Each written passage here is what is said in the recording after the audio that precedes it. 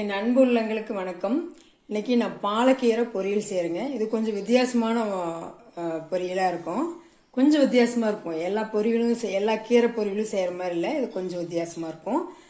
இப்போ அதுக்கு என்னென்ன பொருள்னு பார்த்துக்கலாங்களா. பாலக்கீரை ஒரு கட்டு எடுத்துருக்கேன். இந்த பாலக்கீரை பார்த்தீங்கன்னா எல்லா சத்துக்களும் நிறைஞ்சது இந்த பாலக்கீரை. பாலக்கீரை வந்து எப்படியும் வாரத்தில் ஒரு நாள் 2 நாளாவது எடுத்துக்கோங்க. இது எல்லா பக்கமும் கிடைக்குது. இப்போ அதுக்கு தேவையான பொருள் என்னென்னு பார்க்கலாங்களா. பாலக்கீரை பொரியலுக்கு என்னென்ன தேவையான பொருள்னு பார்க்கலாங்க. பச்சை மிளகா நான் ஒரு மிளகா கட் பண்ணி வச்சுருக்கேங்க. ஒரு 6-7 சின்ன வெங்காயம் உளிச்சு வச்சுருக்கேன். பூண்டு ஒரு 4-5 பல்லு பூண்டு உளிச்சு வச்சுருக்கேங்க. கொஞ்சமாக துவரம் பருப்பு வேக வச்சுருக்கேன். நல்லா இந்த மாதிரி மைய வேக வச்சுருக்கிறேங்க. அப்புறம் ஒரு மூடி தேங்காய் துருவி வச்சுருக்கிறேன். இப்போ நம்ம இந்த கீரையை கட் பண்ணிக்கிட்டு வந்துடலாங்க. இந்த பச்சை மிளகாய், சின்ன வெங்காயம், இந்த பூண்டு, இதை 3ஐயும் அம்மியில் வச்சு நல்லா தட்டிக்கலாங்க. நல்லா நல்லா ஒரு 1 பாதியமாக நல்லா தட்டிக்கிட்டு வந்துடலாங்க. இதை கட் பண்ணக்கூடாது. இப்போ எல்லாம் கட் பண்ணியாச்சுங்க. கீரையெல்லாம் கட் பண்ணி எடுத்துகிட்டு வந்துட்டோம். இதையும் தட்டிட்டேன். வெங்காயம், பூண்டு, பச்சை மிளகாலாம் தட்டிட்டுங்க. இப்போ நம்ம தாளிக்க ஆரம்பிச்சிடலாங்க.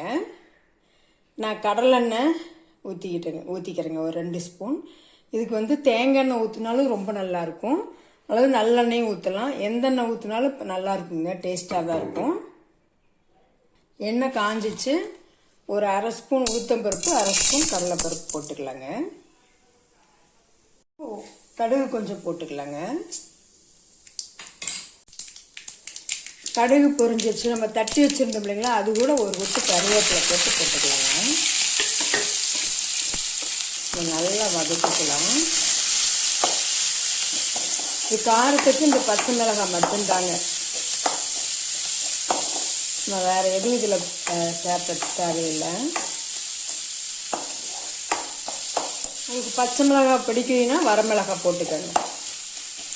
ஆனால் பச்சை மிளகாய் போட்டால் அது ஒரு டேஸ்ட்டுங்க, சூப்பராக இருக்கும்.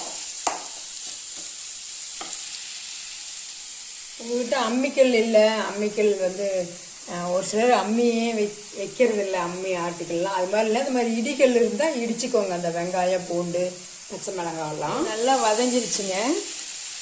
இப்போ நம்ம கீரையை போட்டுக்கலாம்.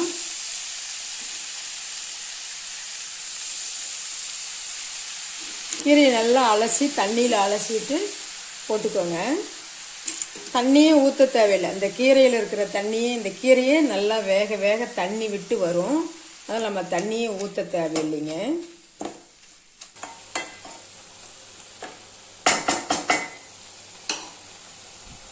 கீரை நமக்கு ஒரு 2 நிமிஷத்தில் வெந்துருச்சுங்க. இப்போ வந்து நம்ம வேக வச்சுருக்கீங்க இல்லையா துவரம்பருப்பு, அதை வந்து போட்டுக்கலாங்க. ஏன்னா ஒரு சிலர் வந்து பாசிப்பருப்பு போடுவாங்க, கடலைப்பருப்பு போடுவாங்க. நான் வந்து இதுக்கு வந்து துவரம்பருப்பு தான் போட்டு முதல்ல செஞ்சேங்க. நல்லா இருந்துச்சு. அதனால் இப்போவும் துவரம்பருப்பு தான் போட்டிருக்கிறேன் நான். இந்த கீரை வந்து பார்த்திங்கன்னா எல்லா சத்துக்களுமே இந்த கீரையில் இருக்குது. இப்போ நியூட்ரிஷன் எடுத்துக்கிட்டோம்னா விட்டமின், புரோட்டீனு, கால்சியம் எல்லாமே இதில் அதிகமாக இருக்குதுங்க. இப்போ தேங்காயும் போட்டுடலாங்க. இந்த கீரை வந்து சும்மா ஒரு 5 நிமிஷத்துலேயே வெந்துடுதுங்க. அதிக நேரம் தேவைப்படலை. கீரை வந்து நம்ம தோட்டம் வச்சுருக்குறோங்க, அல்லது வந்து மாடி தோட்டம் வச்சுருக்கிறோங்க. பார்த்தீங்கன்னா நீங்களாம் வந்து விதைய விற்கிது அக்ரி இதில், அதில் வாங்கிட்டு வந்து நீங்கள் போட்டிங்கன்னாவே இது நல்லா வந்துடுதுங்க. நல்லா கீரையில் இருக்கிற தண்ணியெல்லாம் நல்லா வத்திருச்சுங்க. இப்போ வந்து நம்ம வந்து இறக்கிடலாங்க. பாலாக்கீரை பொரியல் நமக்கு சூப்பராக ரெடி ஆயிடுச்சுங்க. இது வந்து பார்த்தீங்கன்னா சாதத்துக்கும் போட்டு பிசைஞ்சு சாப்பிடலாம். அதாவது தயிர் சாதத்துக்கு வச்சு சாப்பிட்டிங்கன்னா செம்ம டேஸ்ட்டாக இருக்குங்க. இதில் வந்து நமக்கு எல்லா நியூட்ரிஷனும் இருக்கிறதுனால சின்னவங்கலேருந்து பெரியவங்கலேருந்து எல்லாருமே சாப்பிட்லாம். வாரத்தில் ஒரு நாளைக்காவது இந்த கீரை பொரியலை நீங்கள் செஞ்சு சாப்பிடுங்க. டேஸ்ட் வந்து அட்டகாசமாக இருக்கும். பருப்பு வந்து உங்களுடைய டேஸ்ட்டு தான். நீங்கள் என்ன மாதிரி பருப்பு போட்டால் உங்களுக்கு பிடிக்குமோ, பாசி பருப்பா அல்லது வந்து துவரம் பருப்பா, கடலைப்பருப்பா, எது வேணாலும் போட்டுக்கலாம். எந்த பருப்பு போட்டாலும் டேஸ்ட்டு சூப்பராக இருக்கும்.